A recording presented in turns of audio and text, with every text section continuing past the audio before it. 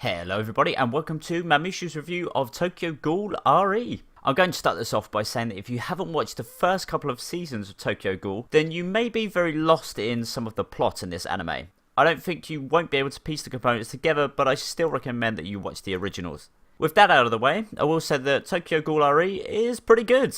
There is a heavy focus on the new characters, with enough screen time for the previous characters in the series. You get that same feeling of when you meet some old friends who you haven't spoke to in a while. The animation is as stellar as always, and the battle music feels like it's come straight out of a Streets of Rage fan album, which I'm all for. The characters themselves are all pretty likeable, a little one-dimensional for 2 or 3 of them, but they aren't an annoyance and neither do they take away too much from the anime itself. The story is very much what you would expect from Tokyo Ghoul, investigators stopping the evil and superior species, but a select few showing empathy towards them. The pacing of the story isn't too slow, but probably not as quick as you are used to, especially if you have started watching anime when the 13 episode seasons are the norm. It gives you plenty of time to devour and digest what is going on.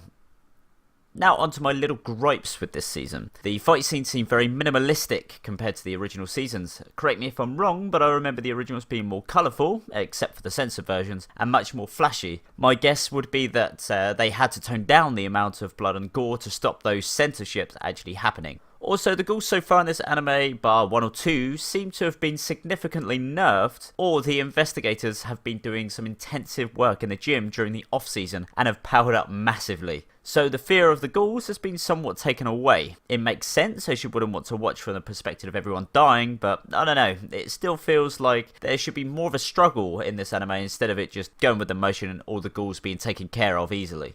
As always, with an ongoing anime, I like to keep any spoilers to a minimum and don't want to give too much away because I want you to experience it for yourself if you choose to do so. So based on the first 8 episodes, I'll give Tokyo Ghoul RE an 8 out of 10. It's not as strong as the first season, but I am still pretty hooked on this season itself, if only to see the direction the end of the season takes. If you haven't already, go watch the original seasons, then come to this one. You won't regret it in the slightest.